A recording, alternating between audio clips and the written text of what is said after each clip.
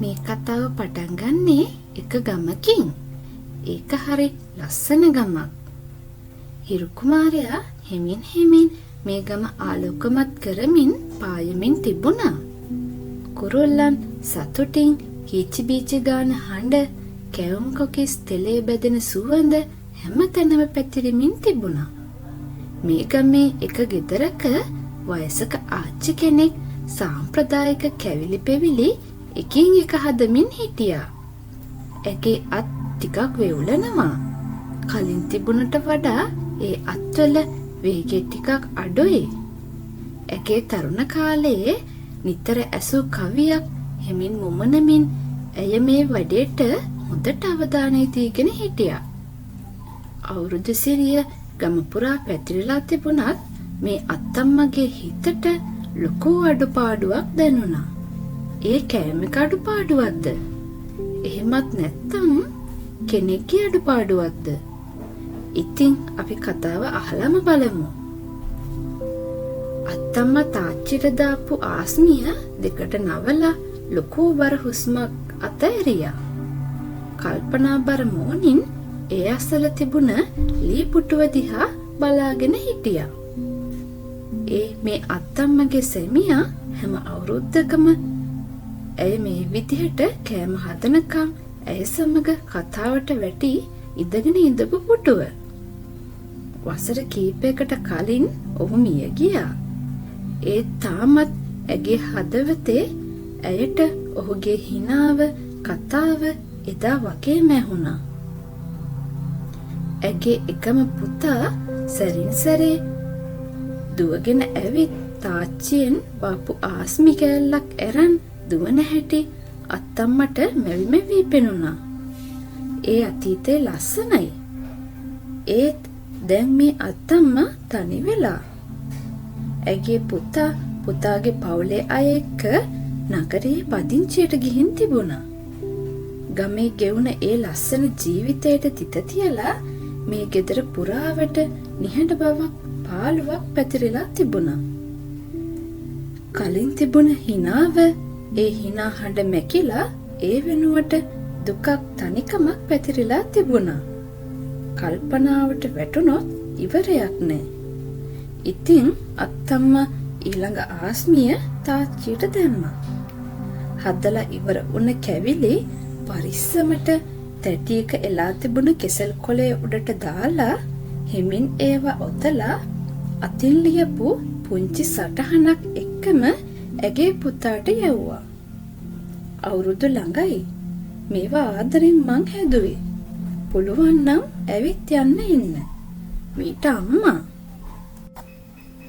ඉතින් ගොඩාක් වෙලාවට මේ අත්තම්මා කරේ එයාගේ ෆෝන් එක දිහා බලන් ඉන්න එක.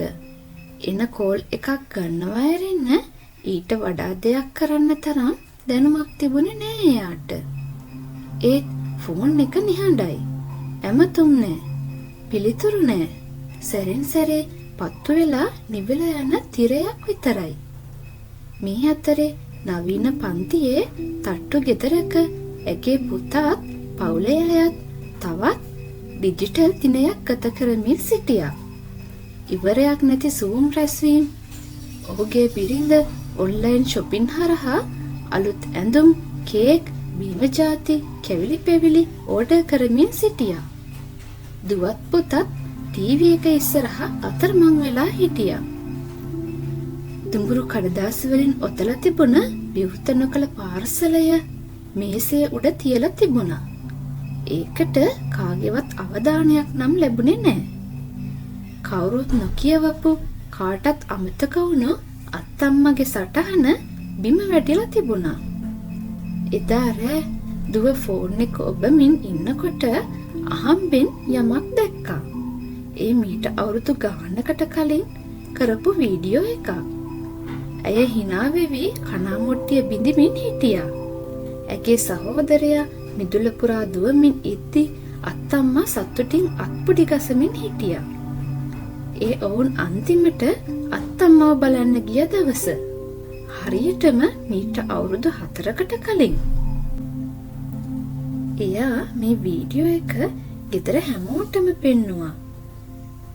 අමතක වෙලා ගිය ලස්සන අතීතය ගැන හැමෝගෙම හදවත්වල ලොකු කනගාටුවක් ඇති වුණා. පවුල හැමෝම එකට ඉඳගෙන ලොකු කතාවකට වැටුණා.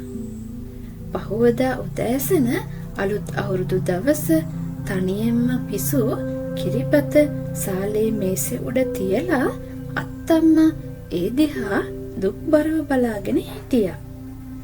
තනියම කන මේ අවුරුදු කිරිබත මොන රසක්ද? අත්තම්මා තනිවම කල්පනා කරා. එක පාටම මිදුල දිහාවෙන් ආපු සද්දෙට ඇගේ කල්පනාව බිඳුණා. කාර් එකක් ගේ ඉස්සරහා මිදුලේ නතර කරා.